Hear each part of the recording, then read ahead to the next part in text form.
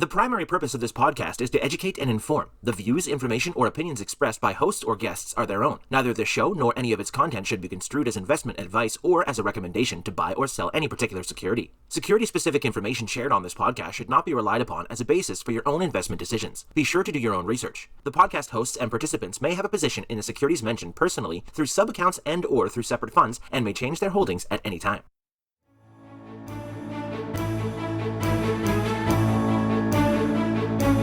Welcome to This Week in Intelligent Investing, where we examine timely and timeless investing topics to help you become a better investor. Enjoy authentic, unscripted discussion featuring Phil Ordway, Elliot Turner, and other thought-leading investors, brought to you by MOI Global.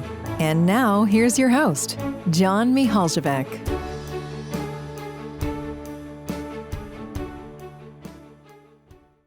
Welcome, everyone, to a new episode of This Week in Intelligent Investing. Thanks for joining us. Great to have my co-hosts with me today, Phil Ordway and Elliot Turner. Phil, let's kick it off with you.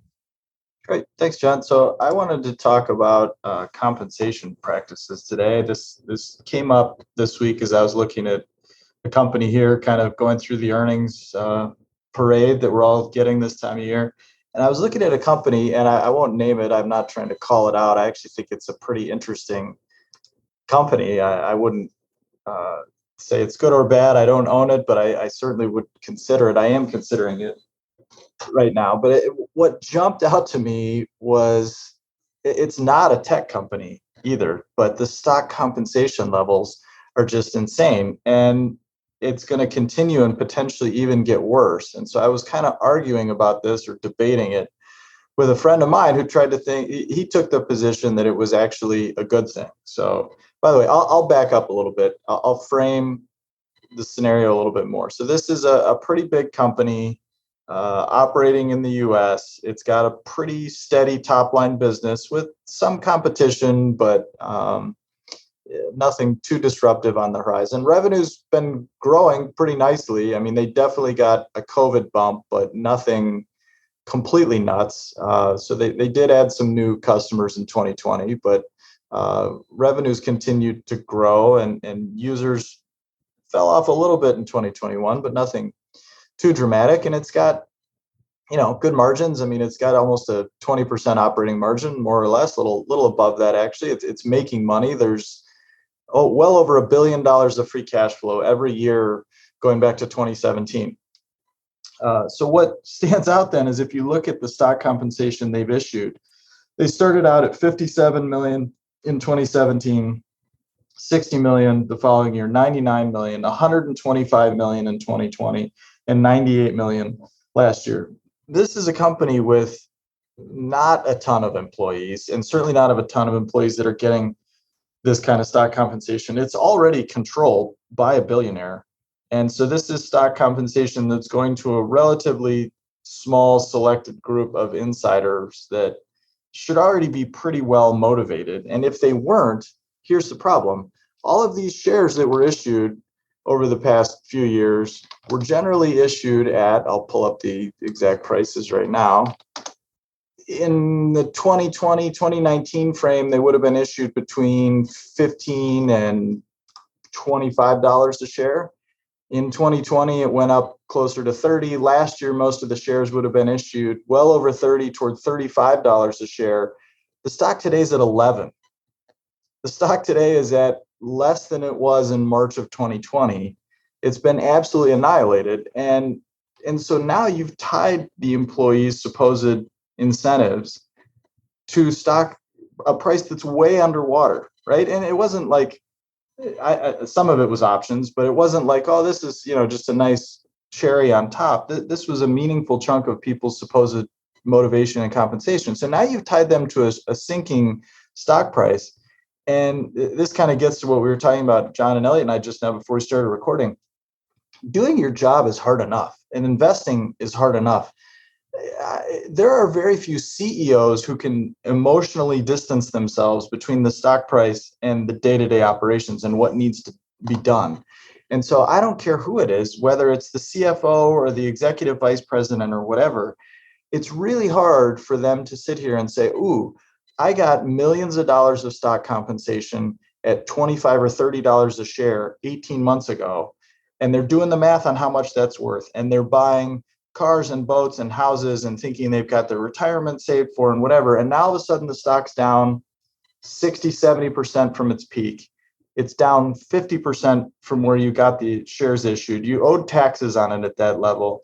You're way upside down on this, and it's stressful for them, right? Why wouldn't it have been better to just pay them with cash and let them make their own decision on it? And look, you can have the type of culture where you say, we expect all senior employees to have a significant stock ownership position. And that's that, right? If the company's well run and the culture's good and people want to stay there and work there, they're going to. And if they want to buy the stock, they're going to. I mean, it's not like there's no precedent for this, right? I mean, there are plenty of companies that have done it this way, and a lot of their employees end up very, very wealthy because of it, and they don't suffer all this strife and heartache along the way. But for whatever reason, in the past 5, 10, at least years, it seems like we've had this huge explosion where these people, and it started in tech in Silicon Valley, where it's just like, okay, we're going to pay you in equity because it's kind of free, funny money, right? I mean, we just issue shares and poof, voila, and everybody's happy. But, and they are happy if the stock goes up forever in a straight line. But when you run into these rough patches, like so many companies are having right now, at least as it pertains to their stock price, you can't separate people from what's happening in the market. And by the way, this has real implications for the company's balance sheet too, because so many companies convince themselves of this completely backwards, upside down math where they issue hundreds of millions of dollars of stock compensation, and then they go and buy it back in the market using after-tax dollars. I mean, forget about the frictional cost of just the transaction itself. It's so inefficient to do it this way when you could actually deduct the compensation instead of buying back the shares in the open market with after-tax dollars. So in this company's case, and by the way, I should add the elephant in the room here is that this company has a ton of leverage on it. So that is not a small issue here as to why this was also extremely risky and a lot like paying people with just straight stock options, because this company has billions of dollars of debt. As of the most recent quarter, the market cap is now down to about $5-6 billion against $27 billion of debt. This is a very, very levered company. So, and it's been levered the whole way. The debt has gone up over the last 3 or 4 years. It's not like this was a deleveraging story where they were getting out in front of it. So even though they've been generating $1 billion plus of free cash flow every year, the debt is quite extreme. And what did they do along the way? Instead of paying down debt, the stock repurchases over the last 4 years, $500 million, $1.6 billion, $4.5 billion in 2020, and 800 and something million last year. So it's just astounding to see $6-7 billion of stock repurchased at what looks like now an absolutely horrible price, right? I mean, the stock's at least 50% below all of those purchases, and debt's gone up, and you've issued $500 million of stock to your employees along the way. I mean, this is just malpractice in the capital allocation world. And I don't understand why so many companies do it. And then you go in and you read the proxy. And again, I argue this until I'm blue in the face with everybody who will listen to me rant and rave about it, that the proxy is the most underutilized document in all of business and finance. It's stunning to me how many people say, oh, I love this, or I'm a deep fundamental analyst and blah, blah, blah. Well, what about this issue you read in the proxy? I mean, there's a very well-known popular company out there that's the stock's done quite well. It's got an online quote unquote disruptive business model, but the family that controls it and the conflicts of interest that are laid bare in the proxy, right? I mean, there's the family's not doing anything wrong per se, but it's impossible for me to believe that you would read this proxy and think this is the type of business where I want to be the minority outside shareholder. And I've talked to some of the people that are very public about owning it, and they have 30 and 40% of their portfolio invested in this one company, in this one publicly traded equity, and they haven't even read the proxy. So I just find it stunning that this kind of stuff still happens when the real hard work of business, developing a product and a business that people actually want to use and that can self-sustain and grow over time, it's so hard. I mean, I'm always in awe of what businesses and the people who run them can accomplish over a few years. It's just stunning. And then we get down to this kind of stuff, which should be the, quote unquote back office blocking and tackling of running the operation, and they just completely fail down and make life harder on themselves. And I'll never understand it. Why this continues to persist. So I want to ask you guys whether I'm being too harsh in this regard. I mean, it's not a black line test for me to invest in a company if they do this well or do this poorly. But when I see it this extreme, it does make me kind of stop and wonder, like, is this thing just going to go completely off the rails because of some relatively minor choice in how they chose to compensate their people and how much they chose to compensate their people? Or do you guys see it differently? Yeah, I'm going to give you the classic on the one hand, on the other hand here, which is Modest Proposal had tweeted out a study from Empirical on stock performance and stock comp levels. And I think almost never is stock comp the fulcrum in a thesis. Like, you will be right or wrong because of a million other things before the extent and magnitude of stock comp. That said, companies that tend to be cavalier with stock comp in ways that are not just like profligate, but that are that don't truly achieve business objectives, there could be other problems. So maybe you're more likely to be wrong in one of those other ways. And then the other thing I'm thinking about is in this environment where you have a bunch of companies whose like and now that so many companies are way off highs, and so many of these companies that are, growthier tech names, which is where you tend to find these rates of stock comp. I think environmentally, almost all of them are just like way underwater on 2, 3, 4 years of grants, 5 years in some cases. What happens to employees? They just saw a big pool of comp effectively evaporate into nothing. Does it incentivize some sort of like carousel of people leaving to somewhere else to get new stock comp at lower levels? Or, what's going to happen to employee retention, happiness? And, that could have ripple effects too, in the competition for like high quality talent. These are people who, are paid well for a reason. Stock comp's a portion of it. And then lastly, I do hate this whole, our buyback program is designed to offset dilution from stock comp, because you're effectively just making explicit in cash flow terms the expense while trying to play games with it all. I think I've said it on the pod before. I wish someone out there, some company out there, would be like, hey, we're just going to pay our employees more and give them an ESOP where they could buy our stock for 20% less than its market price. Exactly. Right? It's so good. It's so easy too. Yeah, just make it all explicit, right? Like, it is right. What it is. People who want to own stock should get the right to own stock, and let them buy in for less than others because, hey, they do have skin in the game in a different way. And that is a good alignment. It's plenty of companies do that. So to be fair, right, plenty of companies do offer that sort of situation, and God bless them, but it doesn't seem like nearly enough compared to the ones that are kind of egregious stock comp abusers. Yeah, I saw an interesting healthcare company where everyone who could bought the ESOP last week, and I was like, oh, that's really nice to see. Where like they're not a big stock comp company, and you see the forms come in, and it's like, oh yeah, everyone bought it. That's like, it warms my heart. Yeah. I think it's very different when companies just issue so that people could sell when the time comes. Like, that's just gross. And yet here I am, I'm long some of these companies. So like, who am I to complain that much? But I do believe, that on the one hand, on the other hand, at the end of the day, I don't think it's the fulcrum in what happens here.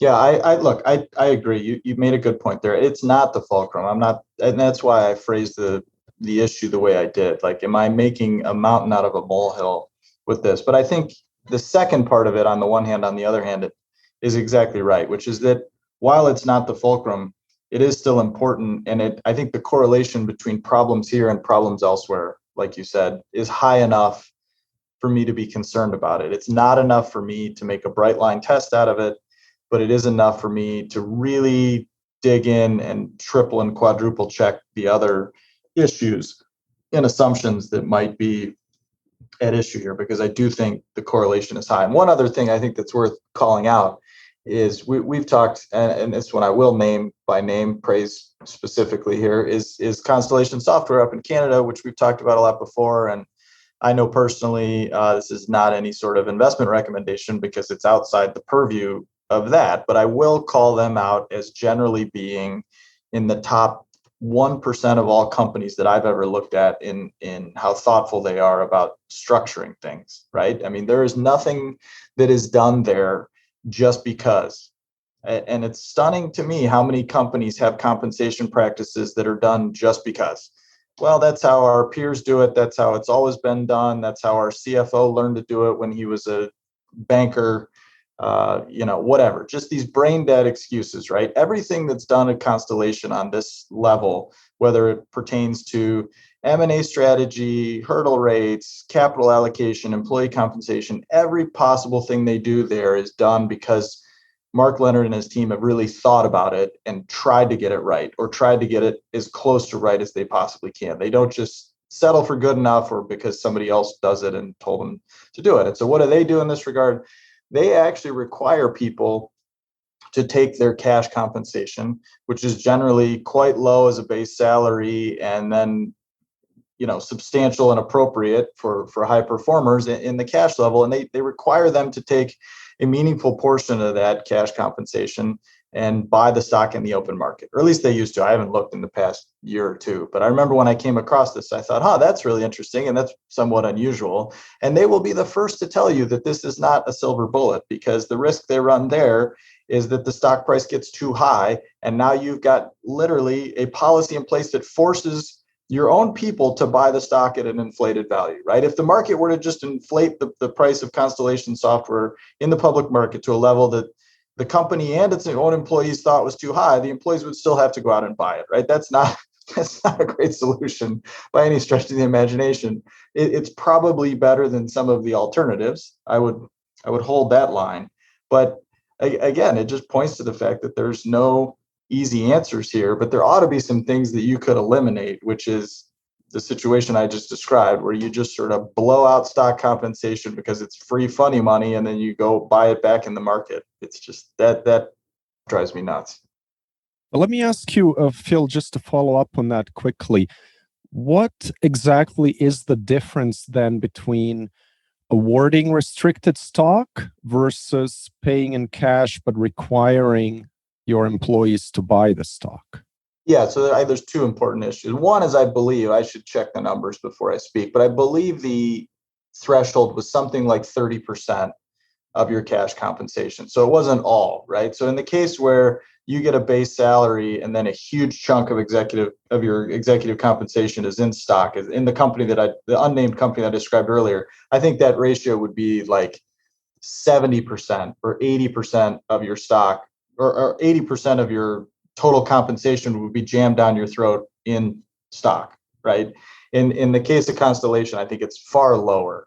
So you are giving employees a little bit more choice. And from what I gather from talking to people there, over the years, a lot of people have then made the choice to say, okay, well, I have to spend 30% of the cash bonus on stock. I'm actually going to spend 60 or 70 or 80 or 100 or whatever it is. They end up making the choice to make a much bigger investment on their own in the company. So it does give them more choice, which I'm generally in favor of, while tying them to, a meaningful low kind of level, right? They can't go below 30 is my understanding, unless something has changed there. So that to me makes more sense than just issuing people shares. And by the way, when you're issuing shares, like, I've never heard of a company that takes price into consideration, right? At least in the case of Constellation, they're aware of it.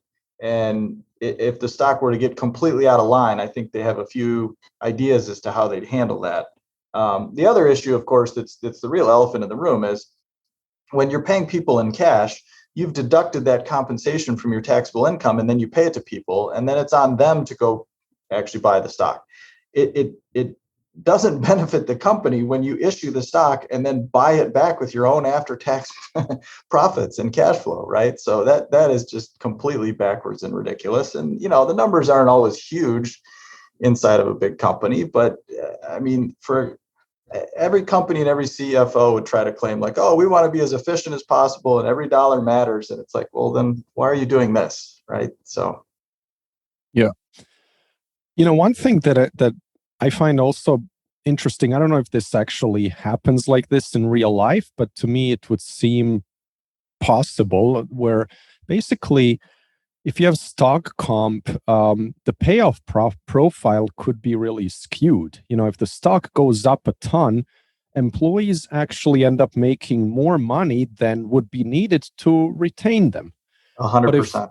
But if a stock drops a ton, you may end up needing to issue more stock comp to kind of compensate for the drop and keep those employees. So it doesn't seem like a great deal for the shareholders. And very cynically, it's a screw job for the shareholders. And very cynically, I mean, it tends to skew very heavily toward the top, right? And so the senior most executives who actually have the ability to influence the policies and the levels and get the board to sign off on all this stuff are the ones that are going to say, oh, we issued a bunch of stock comp at $50 a share, and now the stock's at 12. We should probably revisit this, right? I mean, it's the old, at its most extreme, a good idea taken way too far into illegal territory was the backdating of options, right? I mean, that whole scandal that we all remember, right? But in a more legal way, in a completely legal way, just a very disingenuous and kind of shameless way, lots of companies do that, right? Where they're like, oh, well, we paid ourselves, I paid myself basically $20 million of stock comp, but that was when the stock was at 50 and now it's at 20. So it's not worth, that much anymore. So I should get more. I should get more shares, right? So the dilution works against you as a shareholder, if you're a non-executive shareholder of it. And look, I had this hammered home to me in terms of the incentives of the whole thing. Because let's not forget what this is trying to do. This is trying to incentivize good people to do well on behalf of the company. And in my opinion, it does the opposite of that a lot of times. I have a very close friend who works for a company that went public. It would have been in 2020. And the IPO went very well. And he'd only been at the company a few years. And he was not a C-level executive, but he got some stock options struck at $4 a share. And the IPO went off at 20 and the stock promptly went to 40. So what does he do? What does any normal, reasonable human being does? They start doing the math as to what those stock options are now worth, right? And he's counting his pile of money at $40 a share. Well, guess what happened? The stock went from $40 a share to 20 to 10. And here we are back at 10. So look, he's still way in the money on those options that are struck at 4, trading at 10. And he's going to get, in any sense of the word, a lot of compensation. And he shouldn't be complaining about the absolute dollar amount of compensation. But what's he comparing it to? He's comparing it to the amount of money he would have made at 40, right? More than 4 times what he's going to make now. And so what has this done to his motivation? He's pissed. He's talking about leaving. He's like, I really have lost some faith in management. This place isn't what I thought it was. And I'm like, well, what changed from, 12 months ago when the stock was at 40? Oh, nothing. Nothing's changed. I just, I saw all this money that I thought I had evaporate. I mean, it's the psychology of misjudgment, right? We've talked about that on this podcast a million times. When you think you have something and then you realize you don't, or when you have something and then it's taken away, it makes people's brains malfunction. It makes their brains turn to mush. And this is a prime example of how this kind of compensation almost sets you up for that failure, right? And I think it's a huge mistake. Absolutely. Just one other thought on the share repurchase aspect of what you talked about in this case, where the company bought back a ton of stock at much higher prices. To me, I actually like looking at those kinds of companies as potential investments, especially if they have an owner operator. So, there's someone in the management who cares about not wasting money on buybacks. And to kind of think, well, that person might have thought that was a good buy at that price, and now it's like 50+% lower. I like looking at those kinds of situations, but sometimes the share repurchases at the higher level can also just reflect management hubris. I mean, if you think back to the Sears Holdings example, where they bought back a ton of stock, pretty high up there, basically, and then later on, as the company kind of came crashing down, but wasn't really totally down on its knees, there were like several years where Eddie Lampert actually thought he could compete with Amazon with some kind of a Sears digital initiative, and that, to an outsider, someone who's not at the company, it would have seemed kind of ridiculous. But they actually pursued that strategy for several years. So, right to the very end. Yeah, the Shop My Way thing went right all the way to the bankruptcy, right? Yeah, I guess. And, so it's not enough that, a company with an owner-operator was buying back shares a lot higher than they're trading now, even though I like looking at those kinds of situations. Yeah, agreed. All right, great. Elliot, let's move on to your topic of the week. All right. So I wanted to revisit something. We started this podcast basically in the early phases of the COVID pandemic. And I'd several times spoken about how I think, some of the COVID winners are truly changed in a better way. And meanwhile, you fast forward a year and a half, and that just looks like a terrible call on my part. And so I wanted to in part revisit that. I had spoken about bifurcating the world into winners and losers, and then bifurcating the winners and losers into those that had ephemeral wins or problems, and those that had more permanent inflections or call it impairments. And one of the things I've been surprised about is how the market hasn't approached this with any nuance. And there's no bifurcation at all. Everything's traded as one trade throughout it all.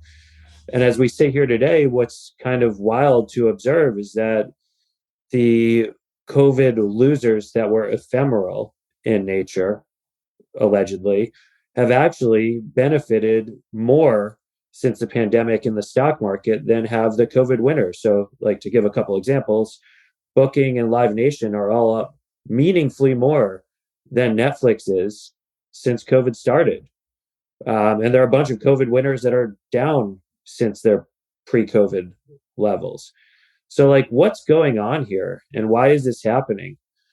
I don't necessarily want to answer the question of, like, which companies are doing what and for what reasons, but I want to offer two observations that I've been thinking about and then open it up for discussion on, maybe the bigger question, but also these two particular things. I think the first thing that's going on is the market today, I think even more so than in typical times because of COVID, and because of how extreme an event it is, the market over extrapolates trends, especially when the second derivative is changing dramatically in one direction or another. What I mean by that is rapid acceleration in growth rates. The market doesn't know where growth rates are going to accelerate to or settle down, so it just assumes they're going to persist. And then on the flip side, decelerating growth rates, when growth rates decelerate, well, the assumption is, this thing's never going to get back to its pre-COVID growth trend. It's going to go growth, maybe even negative. So on the way up, everything's good. On the way down, everything's bad. And it's, kind of like extrapolate that in perpetuity. And so, right now, when you think about the COVID losers who are ephemeral in nature, their pains were ephemeral, the Bookings and Live Nations. Well, right now you're getting that second derivative acceleration. So the market's just saying, hey, giddy up, second derivative going up. And on the COVID winners, you're getting kind of like what I call a growth hangover, where if you look over the course of 3 years, their growth was consistent with what you'd have expected pre-COVID, if not better. In the true winners' cases, I insist it's meaningfully better. But, growth right now, as of today, for this very present period, as you lap tough comps, is slower than it had been. And the question is, at what rate does it reestablish itself? And so the market's way over extrapolating, assuming these low growth rates post-COVID are going to kind of go on in perpetuity. And then the second thing I'm thinking a lot about is flows matter so much. So I mentioned in my kind of beginning phases of this little rant, the nuance that the market has not approached things with, the lack of nuance. What's happened, I think, is everything's been put in one bucket. And what's become clear to me is that I lacked an appreciation for how certain environments and certain sectors, everything becomes what I'd call one trade. Effectively, what I mean is like very different businesses with very different revenue drivers, with very different growth outlooks, margin outlooks, et cetera, all end up with the exact same chart. And on the way up, you might think you got something specific right about a business, and you very well might have. But the fact is, when they move in a basket, it makes no difference. You are merely in the right place at the right time is something I'm more convinced of about myself. I'm not speaking about other people here. And what's clear is that when flows reverse, they don't just flatline, they go entirely the opposite way. So when something becomes flow driven on the way up, when the flows reverse, you need to find new buyers, and that's very hard to do. So it's really hard to parse out winners and losers. But one of the things I do think is that it's creating a host of great opportunities here, but also a lot of people who are most keen on capitalizing them are in a lot of pain right now. So it's a really interesting setup. It's really interesting to reflect on the over extrapolation that's been going on. And I think it's really important. It's something that a lot of value investors and long-term investors take for granted, how much flows drive things and how much narrative is kind of a corollary of flow, and it goes hand in hand. And you see companies where the narrative is like absolutely nihilistic right now, when the reality is, way different than I think some of these conversations people are having about them. Though, it was obviously too rosy on the way up. So, that too, the narrative over extrapolates with the direction of the second derivative. And, that's something that I've been thinking a lot about, and I figured I'd lay that out here. Eager to hear your guys' thoughts on this as well. Yeah, I agree. I think it's an important point that the second derivative can really, this is something Ben Graham figured out all those years ago. The second derivative can really swamp the boat, and it can happen quickly, and it can last for months. It can last for a couple of years. So it's something I've become acutely aware of, certainly over my time investing. And I don't know what to do about it because I certainly can't predict it, right? Maybe in my arrogant youth, I would have thought like, oh, this data point here or this occurrence that I've just noticed is a sign that the second derivative is just flipped. And, I think there are some people out there that can do it. I think Druckenmiller can do it in more than one asset class, which is pretty impressive, but I certainly can't. So it's not something that I even try to do. But when it happens and when you're in the midst of it, so let's take your assumption or your assertion that things are nihilistic in some of these businesses and some of these stock prices now. If that's the case, then I just try to recognize it for what it is. And, this is probably the hardest part of the whole deal, is just then removing myself from that emotionally and psychologically and saying, all right, like this is a bloodbath. We know it's a bloodbath. What am I going to do about it? And is it right or is it wrong? Right? Is this the second derivative just taking over the narrative and making everything crazy, or is the market telling me something that's important? And I tend not to think that the market is always correct. I think it's usually correct. It's often correct, and I just try to find the places where I agree with it. And when you see really extreme fear and greed in the market and the second derivative is really winning the day, those are the times that I get really excited, because that's the best opportunity to go find something that you can act on, right?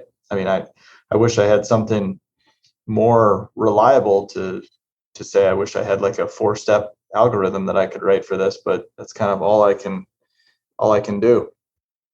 Yeah, I guess I would also just add that, to me, Elliot, as you point out, it doesn't really make sense for COVID losers to be up more than the COVID winners since the start of COVID.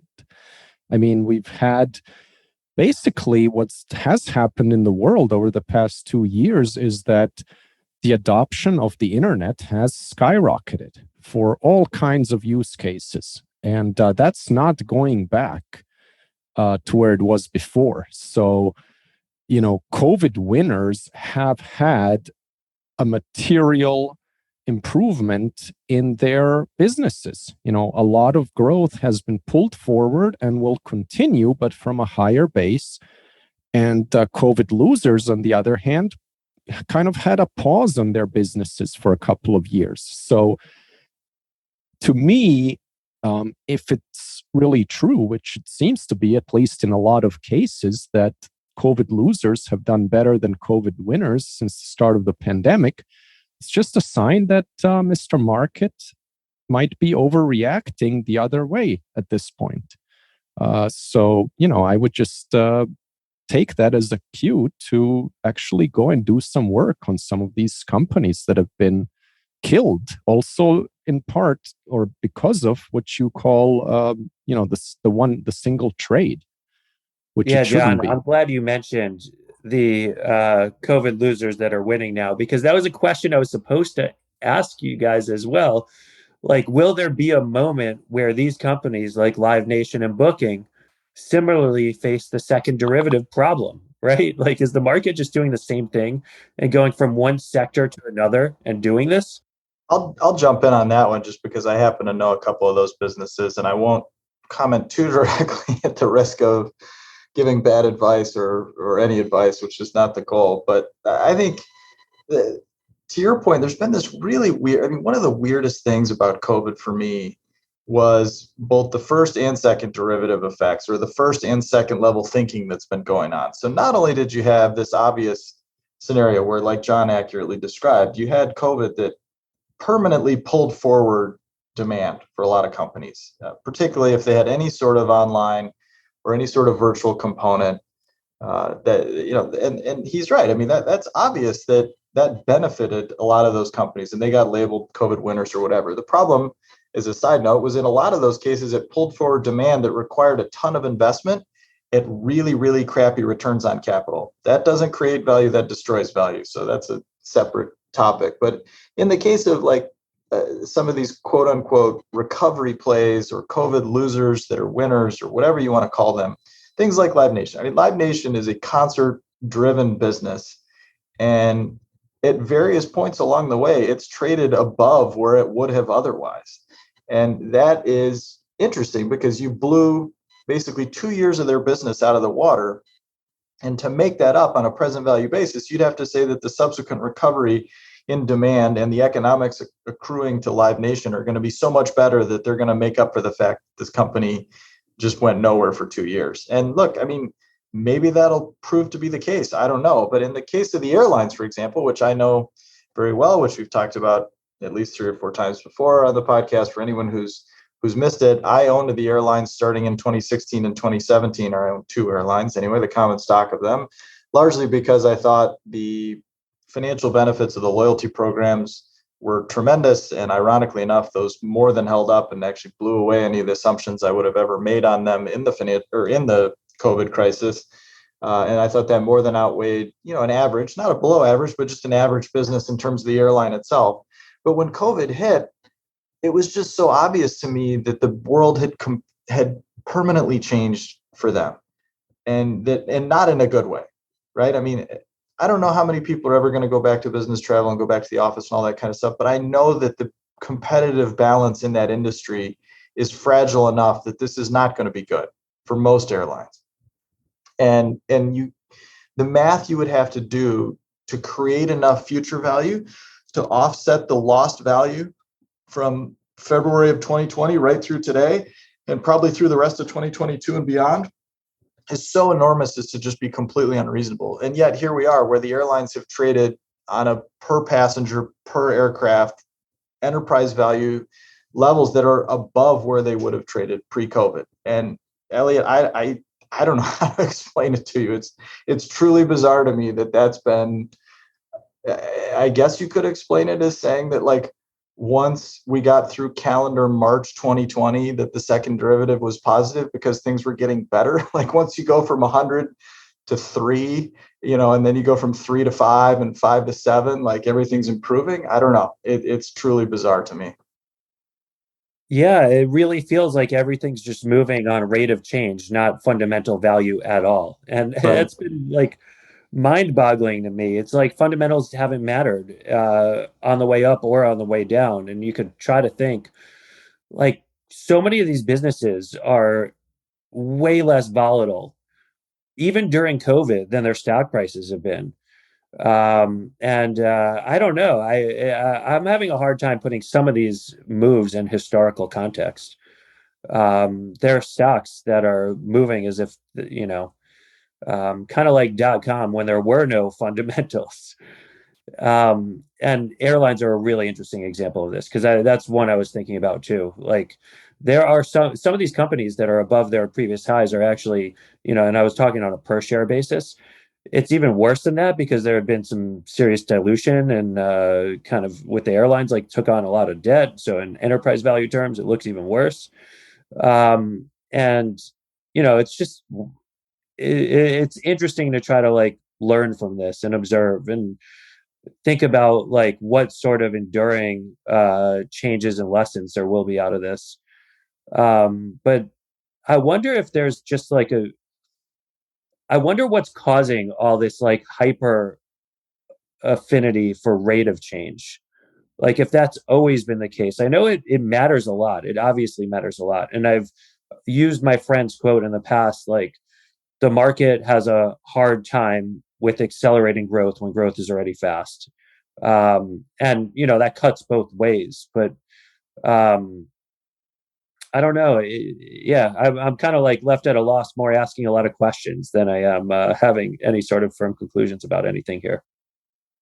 I mean, I feel like, this question around why does the market pay so much attention to rate of change, or why does a certain, group of investors, which is a huge group, especially a lot of novice investors or, people who are just focused so much on growth. It's part of the education that investors have received in the last few years in terms of market action. You look at stocks that have done the best, like Tesla has been just a story stock. Or, you take a look at the kind of most prominent ETF story out there, ARK, it's all about innovation. And basically, so my, thesis now is that investors, a lot of them just stopped caring about valuation. And when you stop caring about valuation, then what do you have left? I mean, then it is about rate of change and market share gains and who's growing the fastest. Because I always want to calibrate the fundamentals to the valuation. And basically, a company doesn't need to be growing that fast if it's reasonably valued. If it's hugely valued, then yeah, it does need to be growing really fast, or it has to be super clear that it has a very long-term sustainable moat. But when you just throw valuation out of the picture, you just don't have a lot left to hang your hat on. And then you are always looking at what's the quarterly rate of change, the second derivative, the third derivative, whatever you want to do. You can even start looking at it monthly or weekly. I mean, yeah. Yeah, I That's think that's a tough. really powerful point. I think it makes total sense too. A lot of people, and it's one of the questions I ask myself: did like too much of the investor class, myself included, learn some of the wrong lessons the last 2 years, right? Sorry, 10 years, not 2 years. Where like if you buy something that's high quality and it doesn't matter exactly what valuation you pay in the beginning, though I insist personally, I've always been sensitive to starting point valuations, especially. But that, down the line, the quality of the business is going to win out. And look at Amazon. They invested without profits. They eventually look how much value they've created. And that was absolutely a critical part of the zeitgeist heading into COVID, and even more so in the call it the wake of COVID, the immediate wake of COVID. So I think that does make sense. And when fundamentals don't matter on the way up, why should they matter on the way down, right? Like the market doesn't care. It's not exactly what it's going to be looking at because the investor base isn't exactly anchoring to it. And so it's going to be driven more by flows. The other thing I wonder also, though, that I'd add to it is if the proliferation of like data and data feeds and all this alternative access to information has kind of accelerated the amount of fairly sizable, like the pod shops that just focus on kind of kicking things around based on the most recent rate of change that they see. And if there's just a much bigger group of investors out there who are merely flinging around based on like the latest inflection that they could identify. So I wonder if those two forces compound on one another to create this like incredibly wild oscillating environment. Yeah, look, I don't want to overstate it, although I do agree with pretty much everything that was said here. And flows certainly matter, and the second derivative certainly matters. And it's a confluence of a lot of things, right? Anytime you get a big, crazy result, there's always going to be multiple things pulling in the same direction. And you've had a ton of money go into passive, which is, of course, by definition, momentum driven. You've had this explosion in the gambling culture, at least here in the US. And so I would say that I don't know about like going quite as far to say that fundamentals just don't matter anymore. I think they do, and people are kind of aware of it in the back of their mind. But one thing that does seem to be kind of completely discarded in the mind of a lot of people in this era, the zeitgeist of the moment, is that odds don't matter, right? People are only looking at the results and completely ignoring the odds that they took on to get those results. So they're looking at what happened at AMC and GameStop and Bitcoin and Tesla and all these things that have gone up so dramatically, and ignoring the fact that that was never even remotely close to likely to happen, and that the odds you took on to get there were atrocious, right? Look, I'm not a Tesla hater. I'm not short Tesla. I do have some issues with the corporate behavior there, but it's also done some very impressive things.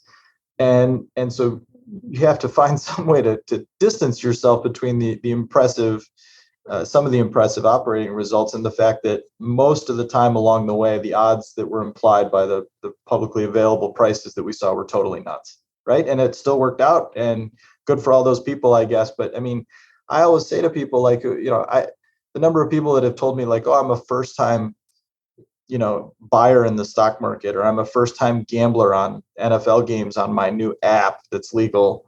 And they show me, they ask me to look at what they're doing. And I say, would you flip a coin where if you win, you get 40 cents, and if you lose, you pay me $1? Like, that's what you're doing here. Why would this be attractive? But that seems to be kind of the way things go these days in some regard, but I don't think it'll last forever.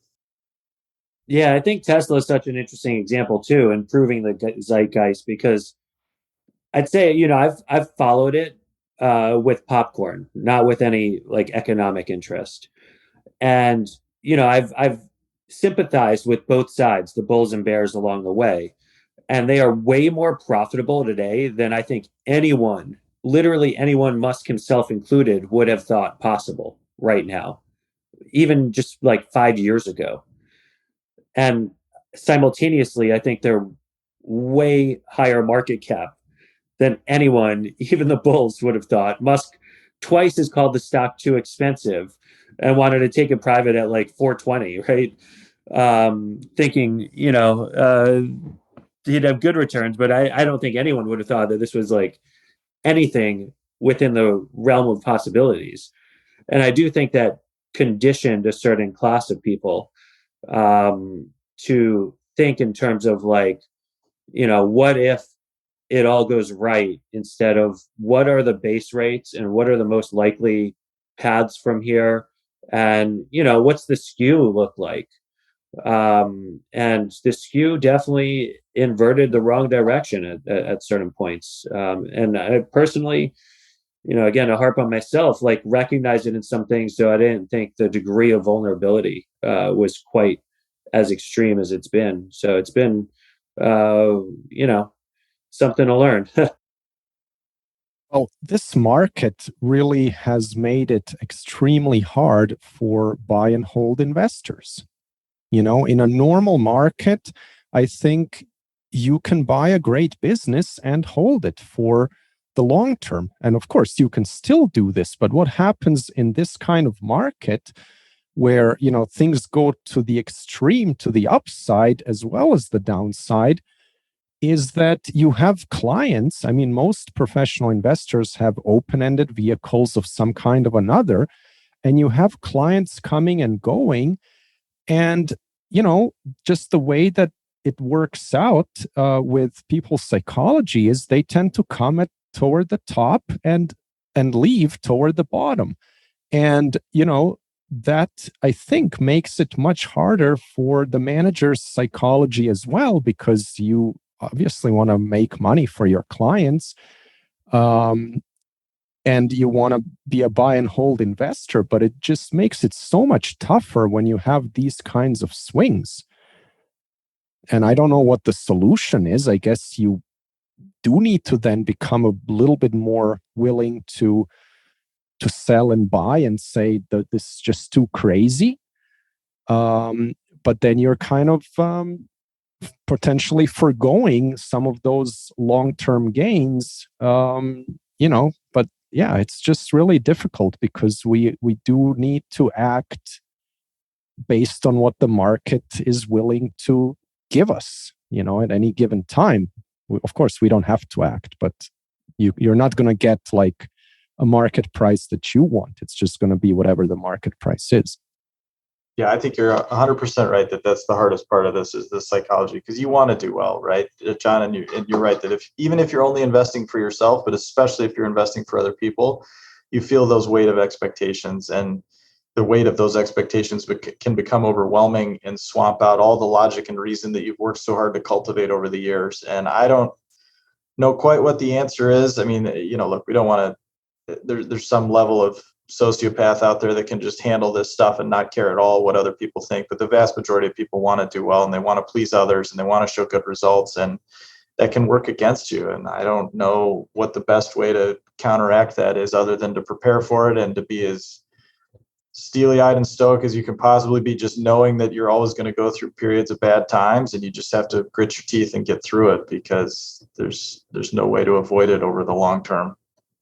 But by the way, I agree that I used to think, when I first learned about investing, it immediately made sense to me that volatility should not be equated with risk, because that just logically is so stupid, right? I mean, if an investment is not worth zero and the price has gone from 10 to 5, the volatility's gone up and now it looks riskier, but you're buying something at 5 instead of 10. How could that possibly be riskier than buying it at a higher price, right? We all understand that, I think.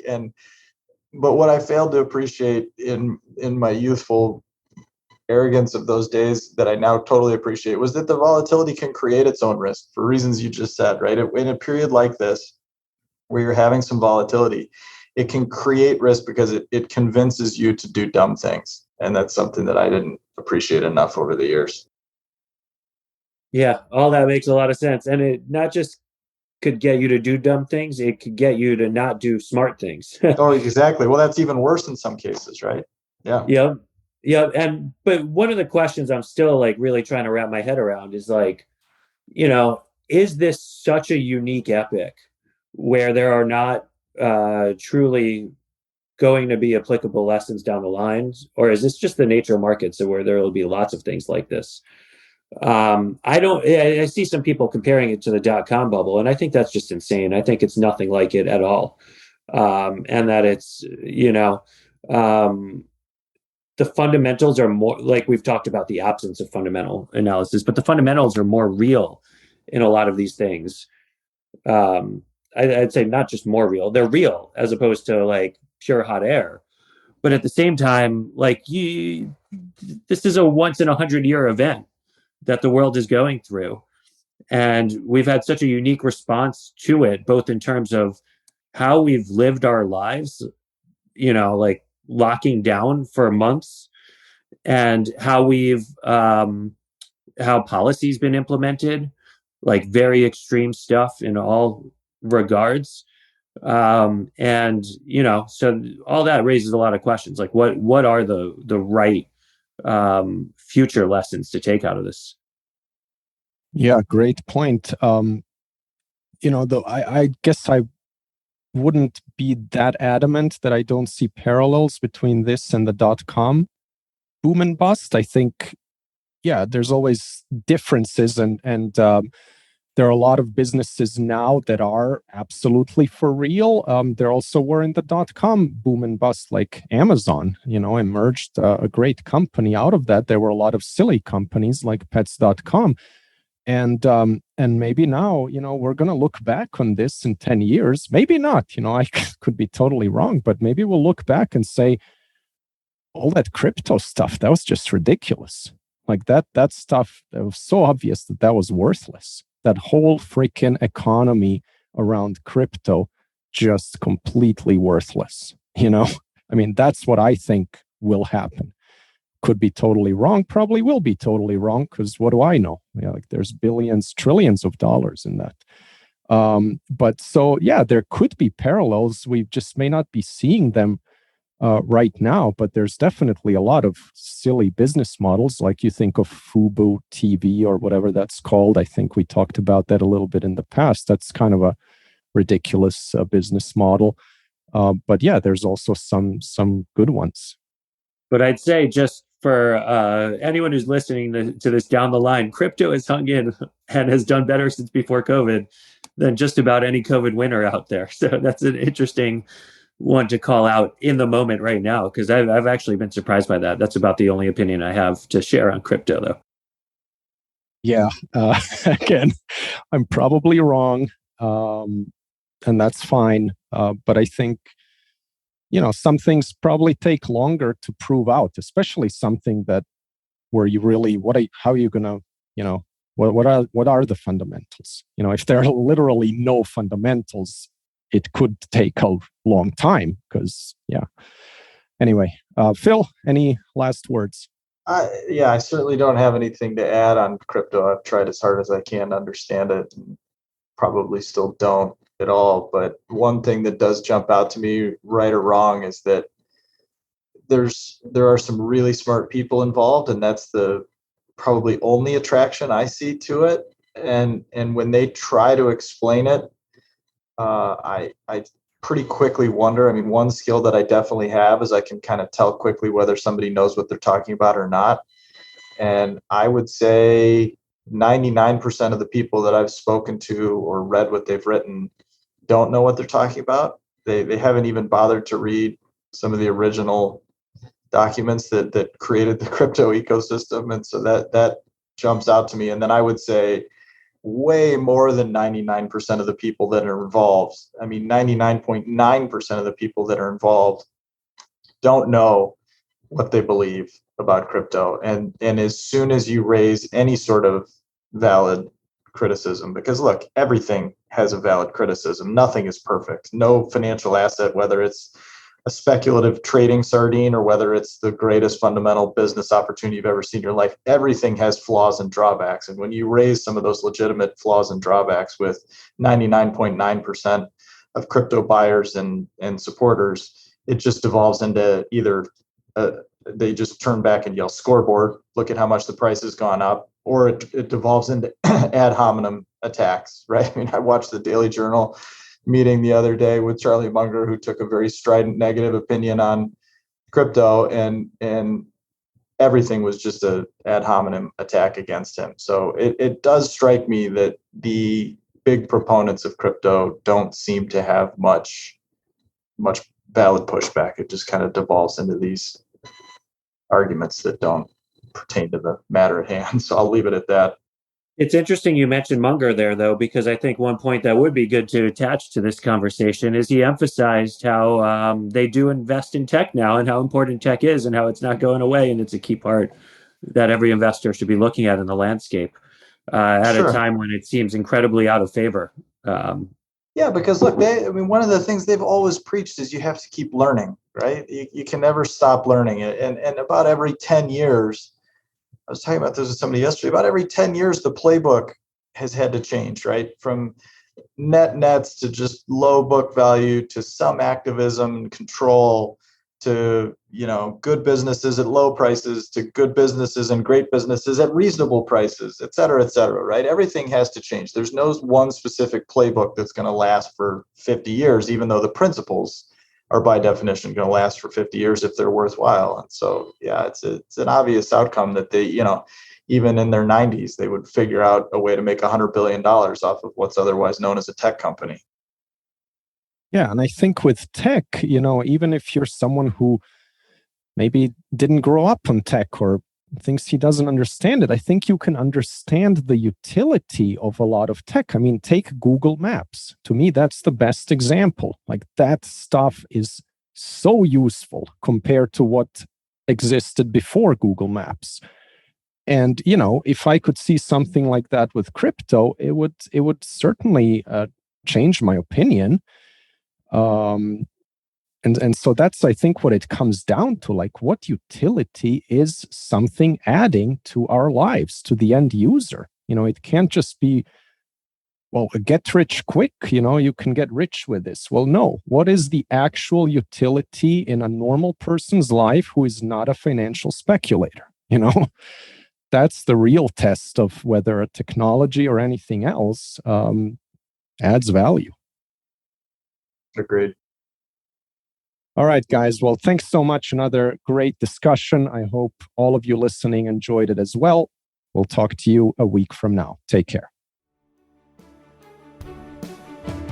Thank you for listening to This Week in Intelligent Investing, brought to you exclusively by MOI Global, the research-driven membership organization. Learn more at moiglobal.com.